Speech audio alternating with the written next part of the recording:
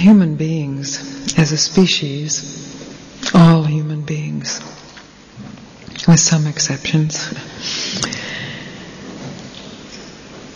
have certainly been making war for a long time in all cultures,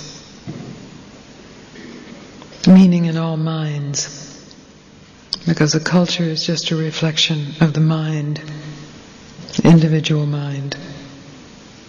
And the individual mind is just a reflection of the cultural mind. So, you are here tonight because you are interested in peace in your own mind. You are not waiting for them, whoever they may be, to make peace. You are interested in peace in your own mind. And this is very good news, because the biggest wars that have been fought in trying to get them, whoever they may be, to get it together so that you can live in peace. And when you stop waiting for them and you instead shift your attention to your own mind, and you recognize the tendency to war in that, the tendency to fascism in that, the tendency to hatred, the tendency to grudge and revenge and holding on, and you recognize the suffering that those tendencies continue to deliver. And somehow, in the face of that, you notice that you want peace. You notice that you are sick and tired, fed up with the war. And maybe some kind of conscious prayer or plea for help, for understanding, for deliverance, for grace is made. Maybe it's not conscious. Maybe grace and deliverance comes to get you, knocks on your door, and says, you have a chance to be at peace. And in your willingness to take that chance, to accept that invitation to be at peace, then you have an opportunity to share this peace everywhere. I truly don't know if what we have experienced in the 20th century in terms of war will continue into the 21st. But I certainly know it will, unless each one of us in this room takes responsibility for peace within one's own self. Not waiting for someone else to get it, to change. Not waiting for someone else to forgive you so you can forgive them. Not waiting for someone else to say, I'm sorry to you so that you can forgive them. Not waiting, not postponing, but recognizing that the war, to whatever degree a war is going on within your own mind,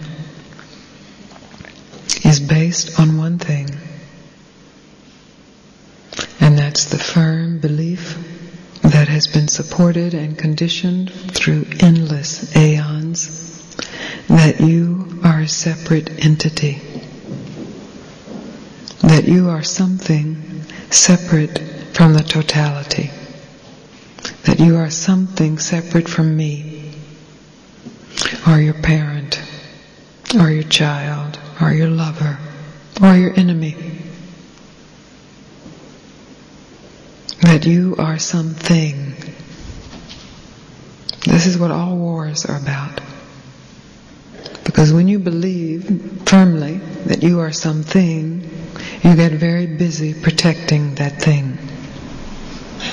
And that protection takes all forms: territorial, sexual, personal power. And the horror and the irony is that something that you are protecting in reality doesn't even exist. Who you think you are doesn't even exist. It's a thought. And as a thought, it has huge power. That power is the mediator of the experience of reality. But that doesn't mean it exists. You look through a glass that is tinted and reality takes on that tint. It doesn't mean reality is tinted. It means that the mediation of reality delivers the experience of reality that has a particular distortion or tint. And the distortion that people fight for, go to war for, is the distortion that I, this individual, this experience, this collection of experiences, of history, of thoughts, of concepts, of talents, of successes, of failures, that I am separate from consciousness.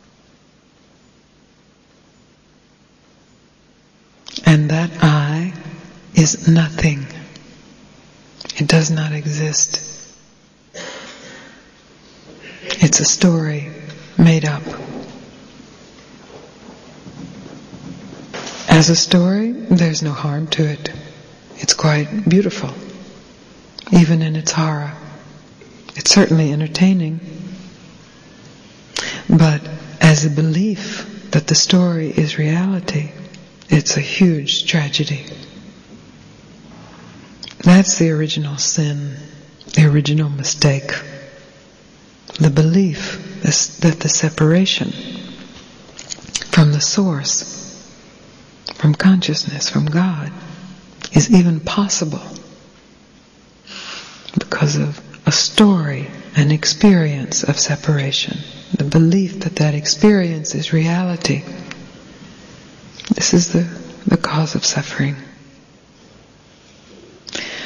So what will be the result of this human experiment and this opportunity that ordinary humans have now, that was only granted the most extraordinary humans in the past, but now ordinary humans like you and me have the opportunity to discover that never, not for an instant, is it possible that you can be separate from consciousness, from the source of everything, from God. And to discover that directly is to then broadcast that with every breath you take, with every step you take, whether you speak or never speak again, is secondary to that broadcasting. Then we will see which way this human experiment goes. But at this point in time, in this Leela called the world, called your life, you have the opportunity to discover what is deeper than human being. What is before human being, not to mention female human being, or male human being, or Australian human being, or American human being, or Yugoslavian human being. What is before that? That beingness that we have assumed is simply tacked on to human. is actually the source of human, as the source of plant being, animal being, sentient being, and insentient being. Beingness. And that beingness is alive with intelligence and presence. And it wants to know itself. It has come to know itself in you, so that it can know itself everywhere.